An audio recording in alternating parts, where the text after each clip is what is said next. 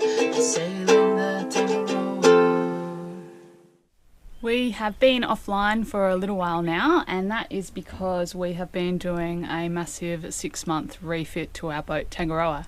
And I wanted to show you a bit of stuff that we have done, and I haven't been filming lately because I was over it and I didn't want to film any more sanding. So the last few months we've been hard at it, and yeah, we're about to go in the water tomorrow morning, which is very exciting. We've put in a lot of hard work, a lot of love, and yeah, we're pumped to get back onto the water. So I'm pretty much going to just try and ramble on about all the work that we've done in the last 6 months in a small video. The work continues. Wow, it's a bit of a show at the moment. We're just sanding back all the cabs and we will be putting on our new windows soon. Oh wow, you've done heaps. Much epoxy work to do? Oh, I'm just going to epoxy up on the insides of the windows. Cool. Old cab and the new cab. The Love Pod is finally ready to be put onto Tangaroa. James designed it to slip straight in between the cabs, supported by the 2 beams on either end. We had a forklift to raise it up to the deck, and then we lifted it into place. I think we're good.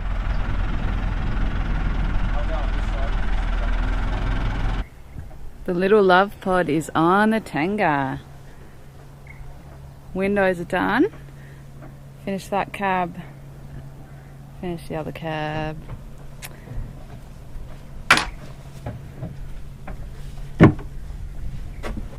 And we've connected the motor carriage too. What are you doing there, babe? Just putting stuff back together. The throttle on for the motor.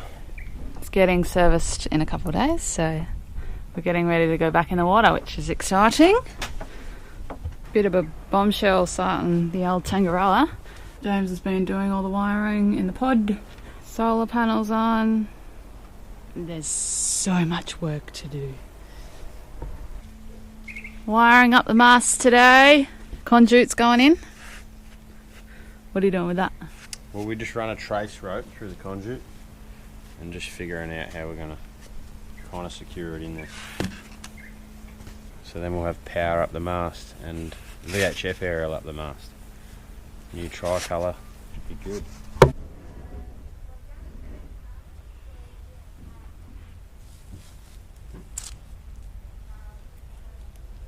Looking good.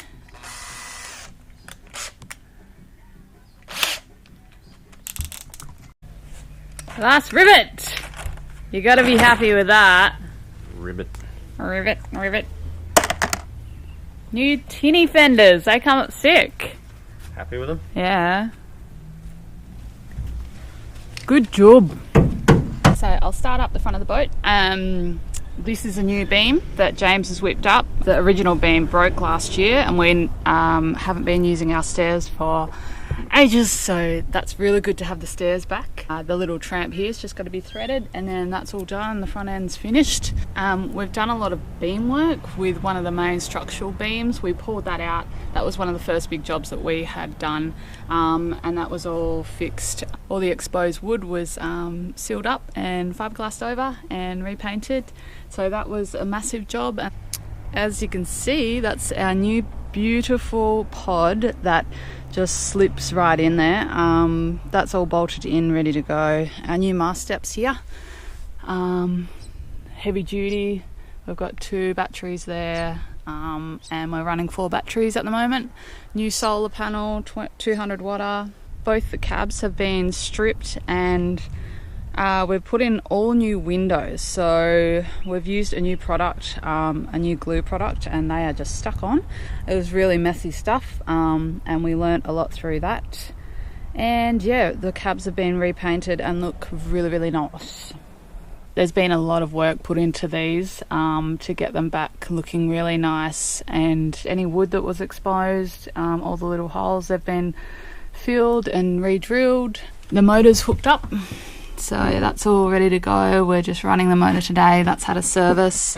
Our new beautiful living area space, which will also be our bed. Still got to epoxy the floors. We've got a new AIS system.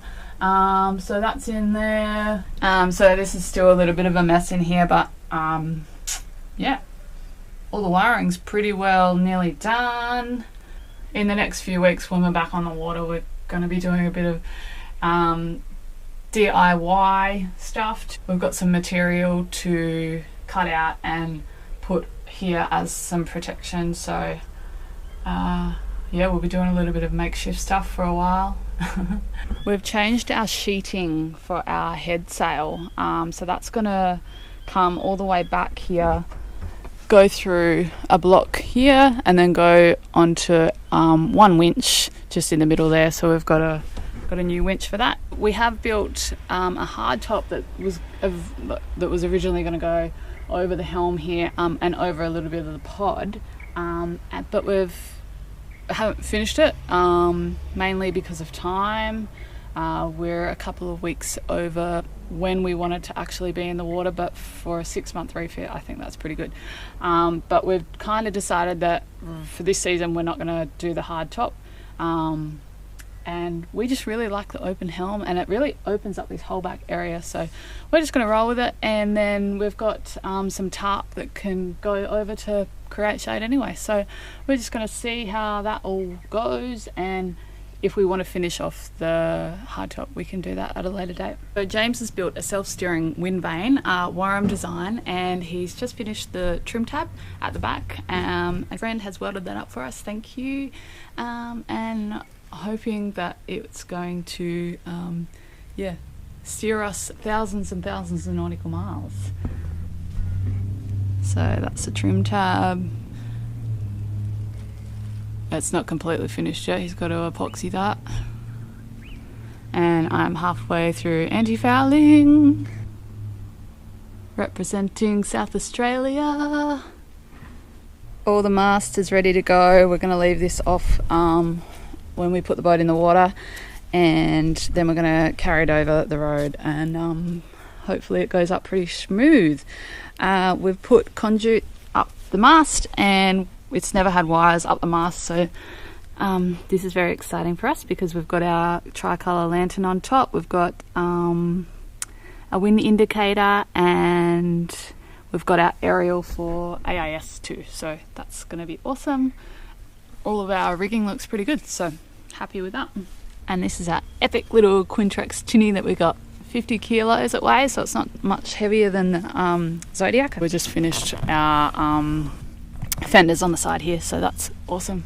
So there's been a lot of work done, and I'm very proud of James. He's just a hell man and he gets stuff done. So yeah, we both worked really hard, and hopefully it's going to pay off. Yeah, the pod design, it's been in James's mind for like 3 years, so he's thought a lot about it, and it's pretty well custom made to fit Tangaroa and custom made for myself and James, or how exactly that we wanted it, and our needs, and it's come out amazing. We are so stoked with it.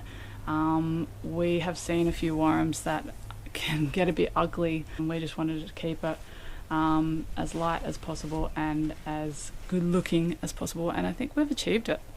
We have had some setbacks the last few days trying to get back in the water. Unfortunately, this morning when we were getting pulled out of the yard, the Jinka steering completely snapped. There's a few weak points in it, so you can hear James grinding the steering at the moment, so he's got a big job of fixing that today. And it's just been a few setbacks, which has been really disheartening.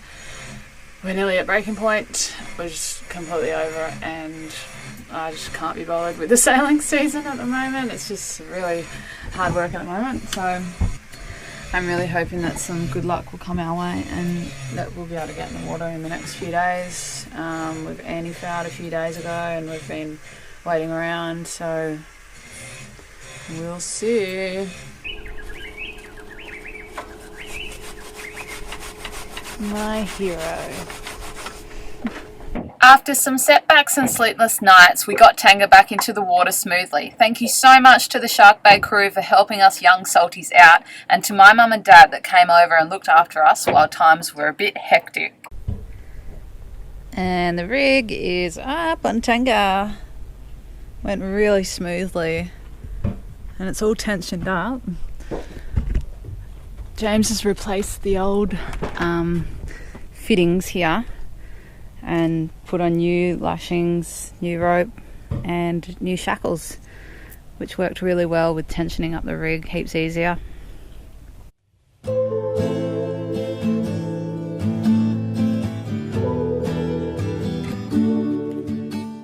left Carnarvon at 3 a.m. this morning and we're headed north to the Bluff, Red Bluff, and the girls are on board. Just stop there and he'll come to you.